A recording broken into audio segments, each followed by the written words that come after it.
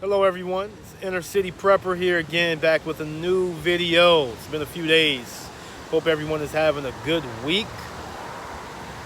So let's get right into it. I was thinking about a few things this morning about, what I wanted to talk about. I always have things going around in this head of mine about things and issues and perspectives that I want to share. But I chose one.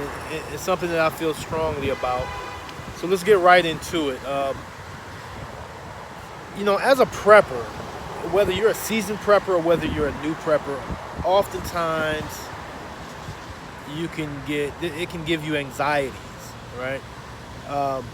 Just the simple act of not knowing what's coming, the simple act of emergency preparedness for whether it's a natural disaster or some type of civil unrest.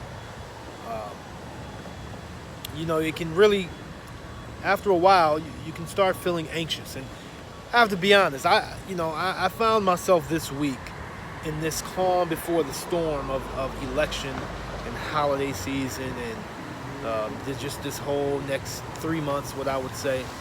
I found myself feeling a little anxious. I wouldn't call it anxiety.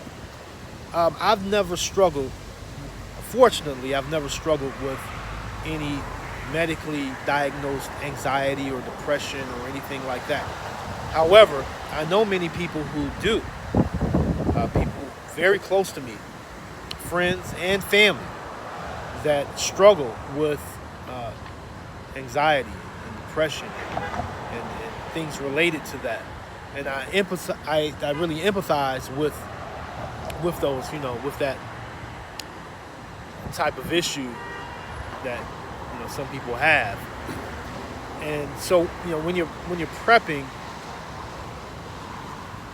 whether you, again, like I said, whether this is something that you have chosen as a hobby or a lifestyle, because it really is a lifestyle, or whether it's something that you've really recently just gotten into because of everything that's going on, there can be some anxiety that comes with it. And what I want to do is just offer a few suggestions on what you should do and how to conquer some of that anxiousness or that anxiety that may come. So, first of all, this weekend, hopefully you've already been doing some shopping. First of all, don't go out and just buy a whole lot of stuff. Don't really try to avoid that panic buying and just going out and spending $200 or $300. What you should have been doing up until now is just every time you go out shopping, buy a little bit here and there, and stockpile over time. Now, if you haven't done that, and you're looking at this weekend as the last weekend that you can go out before the election, I want you to keep a couple things in mind that may give you a little calm. Now, number one is, if there is some aspect of SHTF, if there's some aspect of shit hits the fan that comes, it may not just come on Tuesday on election night, as some of you may think. Because more than likely, it's pretty inevitable at this point. We're not gonna know. We're not gonna have all of the votes aren't going to be tallied. This is a non-traditional election. We're not going to know the outcome right there on Tuesday night because there's so many mail-in ballots and so many other things that need to be factored in. It may be weeks and even a month or two, what many are saying, before we know exactly what the end tally and count and choice is going to be. So you may still have some time. However, if you do go out and you want to just go and get it over with and stockpile as much as you want and you want to do some big bulk shopping this weekend, I want you to make sure that you write down a well itemized list of what you're trying to stockpile and get, because what you get may differ than what I get. You have specific needs and you want to make sure that you have a nice defined list that you can pretty much stick to, because if you go out and shop and you go into some of these stores, it can be very overwhelming, and that can just create more panic. That can create anxiety, just having so many options, like, oh, what do I want? What do I need? Oh, I like that. I want that. I think I need this. I think I need that. But if you have a list of things, a well thought out list of things that you want to get, that can help with a lot of that anxiety. Now, it's not to say that you can't deviate from that list a little bit. Of course, you'll see some things while you're out shopping that you may want to get. But for the most part, you should try to stay as close to that list as possible. And that should help. That should help. Okay. Now the next thing is this. You have to be really careful about the type of content and programming that you're watching, right?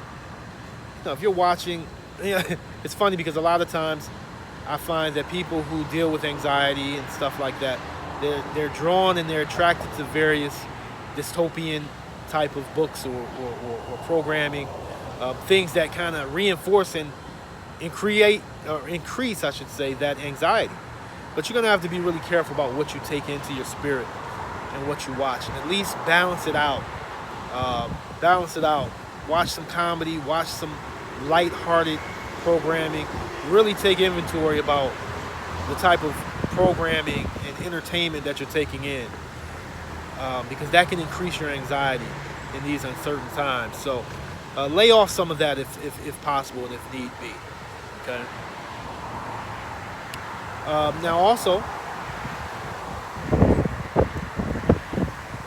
it'd be good if you tap into a community of like minds. If you feel like you're the only one that is prepping and stockpiling foods and water, because oftentimes we have struggles with that. We're trying to influence our friends and our families to, hey, you might want to go out and do a little shopping and buy some canned foods just in case there's, food shortages or supply chain issues, or in case there's all type of civil unrest, and, they're looking at you like you're crazy, right? Well, you need to get some allies. You need to find some like minds that you can build with and learn from, and that will help with anxiety. If you don't have any people around you or any friends or family, here on the YouTube sphere, the prepper community and people who are aware of emergency preparedness, you tap into more of that type of content and programming. Leave some comments or concerns here on this video, but there's other channels as well, and many of these people will reach out to you. We will reach out to you, and we will add our perspective and support as much as we can. So please keep that in mind, and just know that you're not alone. Okay. Another thing you can do is watch the foods that you eat. Take inventory and stock of the foods that you're eating. Eat more fruits and vegetables, and get as much water in you as possible. A lot of times, if you're struggling with anxiety and things like that, a lot of times you go to comfort foods, and a lot of times those comfort foods aren't good for you. Sugary drinks and desserts and those things. It's all about balance. You really just have to be balanced with these things. And so if you do take in some comfort foods here and there, which is fine, balance it out with some fruits and some vegetables and some some water and just healthy and wholesome foods. Try to eat clean as much as possible. Okay. Now another thing is, what do you listen to? What are you listening to? What type of music are you listening to? I'll tell you, man, I listen to it all. I listen to pretty much in any kind of genre of music. I'm not too much into country and bluegrass, but man, I listen to rap, I listen to hip hop, I listen to rock music, I listen to classical music, I love jazz, I'll listen to opera. It depends on the mood I'm in, man. So you want to really diversify the type of music and sounds that you're listening to. If you're listening to a lot of high beat, high fast paced stuff, sometimes that can believe it or not, sometimes that can increase your anxiety. So you want to, if this is something that you struggle with, you want to listen to some high frequency, um, you know, music like jazz or classical, things of that sort. That can really help mellow you out. That can help mellow you out. Just cool your vibe out. As a matter of fact, I'll tell you what you should listen to right now. Just something I heard this morning. I mean, I'm an 80s, 90s baby, right? So today is Thursday, Throwback Thursday. Go back and listen to some 80s music.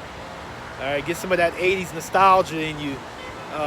When things were a lot simpler. I heard Tears for Fears this morning. I was banging that in my car. Tears for Fears. What's that song? Everybody Wants to Rule the World. Right? If you're a fan of that, make sure you hit the like button. Leave me a comment. What else do you like? What other kind of music do you like? What other kind of 80s nostalgia music do you like and do you love? What are the classics? Hit that. Do that. Go in those comments and tell me what your classics are and what you like to listen to. Give some suggestions for those who may be struggling with some anxiety. Give some suggestions on some content of what to watch and what to listen to right now in these trying times, right?